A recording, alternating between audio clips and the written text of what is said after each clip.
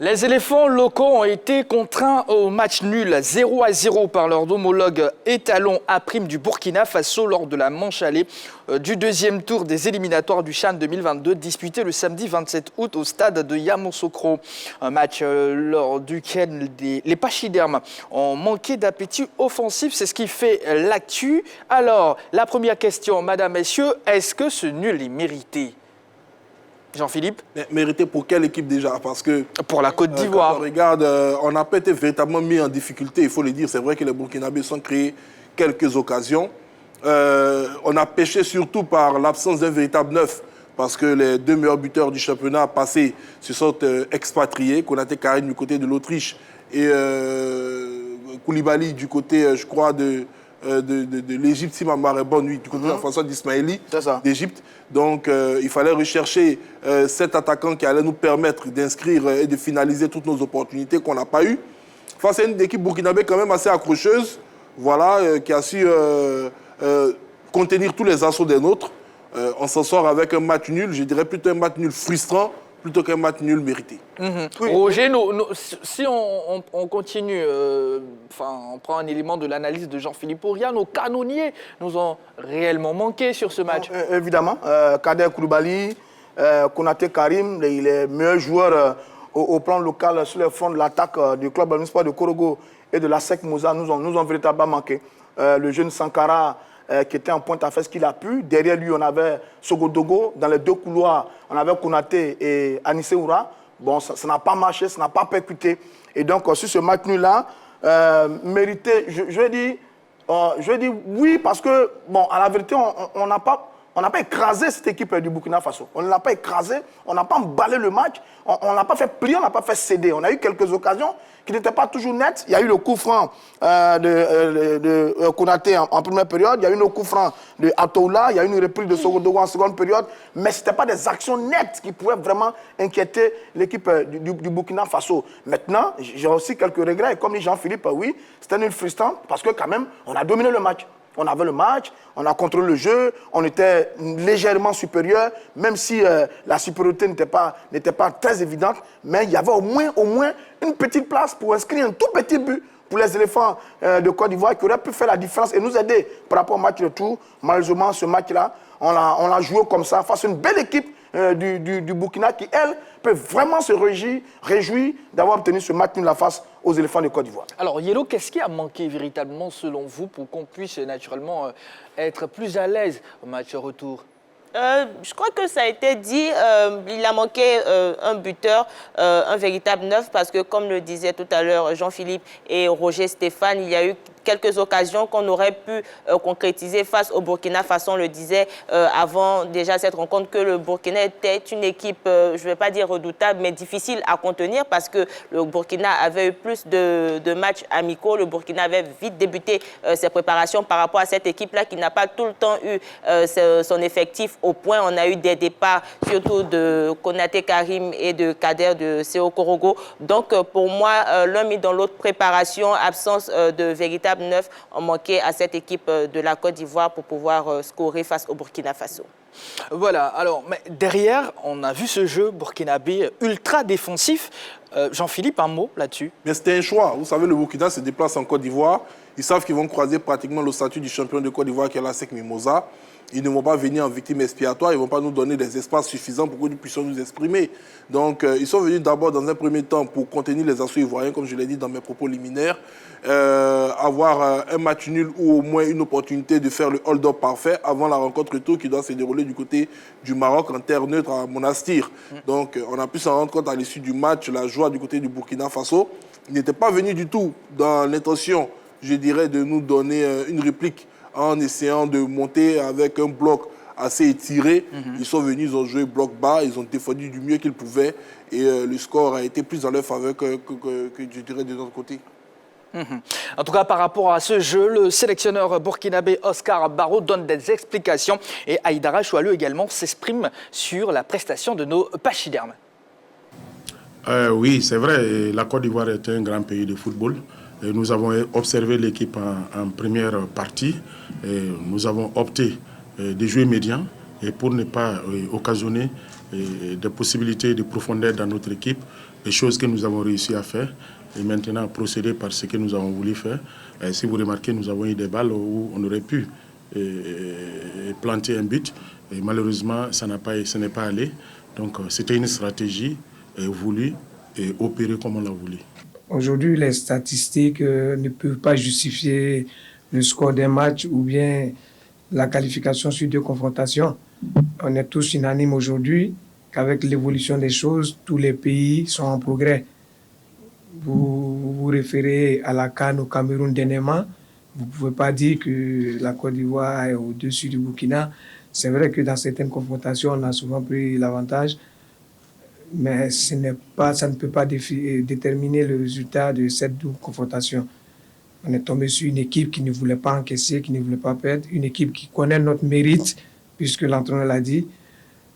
Ils ont fait ce qu'ils avaient à faire. On a cherché à faire, on a vu toutes les failles, ce qui n'a pas marché. Et je pense qu'au match retour, on fera l'effort de marquer 1 ou 2 buts. Voilà, les 2 entraîneurs se sont exprimés. Roger, voilà, déjà, pour poursuivre sur le jeu burkinabé, ensuite, petit décryptage. Oui, je veux dire, c'est le Burkina qui a reçu le coup. Oui. Les Italiens ont reçu le coup. Ils sont venus pour éviter la défaite. Ils sont venus contenir les éléphants. Ils l'ont bien réussi. Baba Yoro, le portier, a été bien. Adama Barrow a fait un très gros match. Sierra Rodri également, pas mal du tout. Oui, les Burkinabés ont fait un match solide. Ils étaient disciplinés et disposés tactiquement au point d'avoir empêché les éléphants de jouer leur football et de marquer ce but qui va nous faire la différence, peut faire la différence pour nous. Maintenant, nous, qu'est-ce qui nous a manqué? Il nous a manqué un peu de réalisme marqué. Il y a eu beaucoup de maladresse. Notre jeu en attaque était parfois stéréotypé.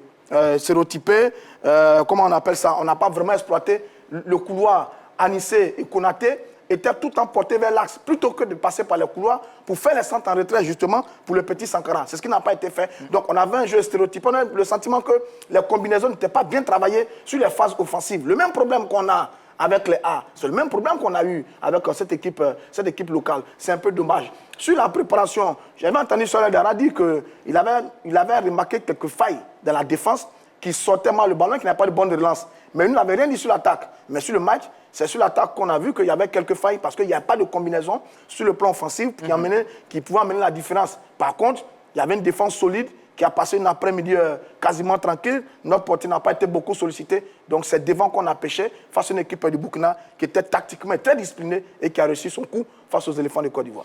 Certes, on n'a pas été, on va dire, inquiété au niveau de la défense, mais ça reste une satisfaction, c'est ça? Oui, mais je dis sur ça, sur la défense, oui, on peut être un peu satisfait. J'ai vu le petit Autola dans son couloir qui n'était pas mal, Salif également dans son couloir gauche. Les deux dans l'axe se sont bien battus, mais dans l'ensemble, on n'était pas allé pour jouer défensivement. Ce match-là, on était à domicile, il fallait faire un résultat. C'est sur l'attaque qu'on devait faire la différence pour inscrire 1 ou 2 buts pour nous mettre à l'abri. On ne l'a pas fait. Maintenant, les Burkinabés, ils ne nous ont pas vraiment secoués sur les actions offensives. C'est vrai qu'ils avaient quelques belles sorties de balles, quelques contre-attaques bien menées dans la rapidité, etc.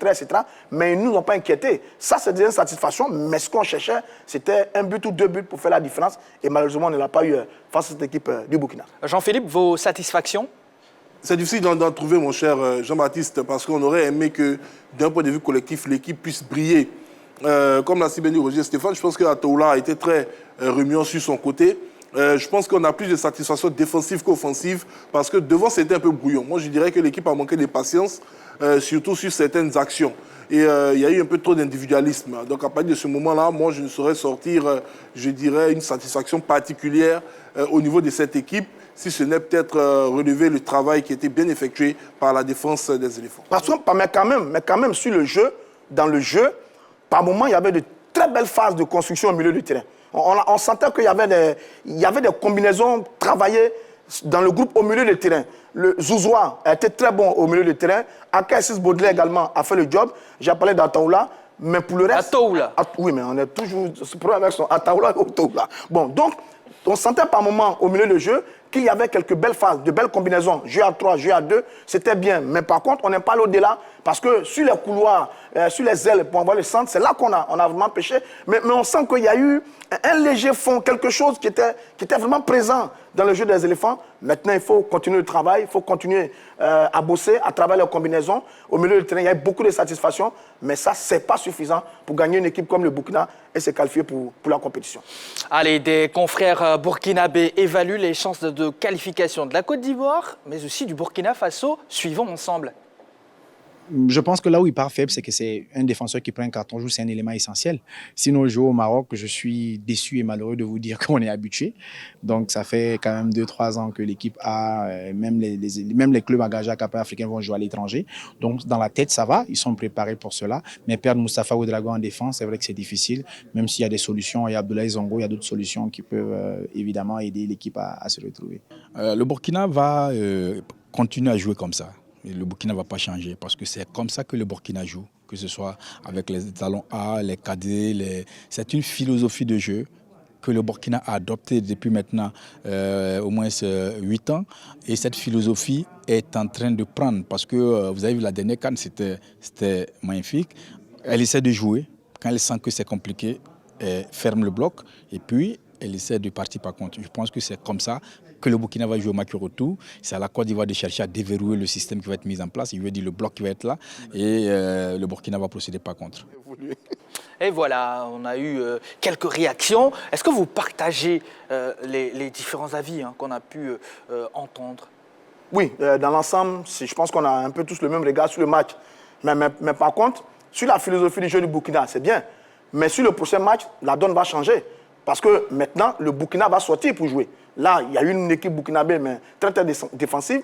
Mais sur le match retour, comme c'est le Burkina qui reçoit, heureusement, on va aller jouer au Maroc, à Agadir, un peu en terrain neutre. Maintenant, le Burkina va sortir. Donc, sortir, construire le jeu et attaquer est plus difficile que défendre. Après de cet instant, nous aussi, on aura quelques arguments à faire valoir. Donc, ça va être un autre match, une autre configuration, contrairement à une équipe des étalons qui vient à Yamoussoukro, barrer derrière, jouer les comptes, mettre en difficulté l'attaque.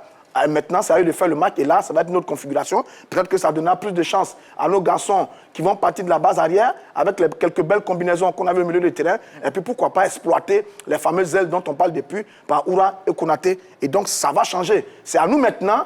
Et là, j'ai écouté Soler Dara.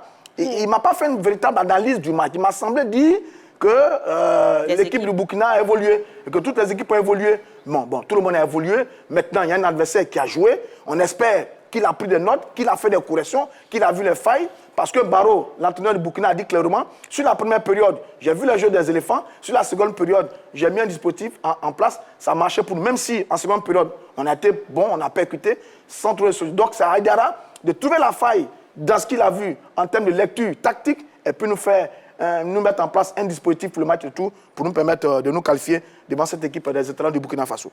JP, est-ce qu'on peut espérer une qualification samedi prochain au Maroc? Oui, c'est évident. C'est évident qu'on puisse espérer cette qualification parce qu'on ne part pas en ballottage défavorable. On ne part également pas en ballottage favorable. Tout est ouvert. On est sorti de cette rencontre avec un match nul 0-0.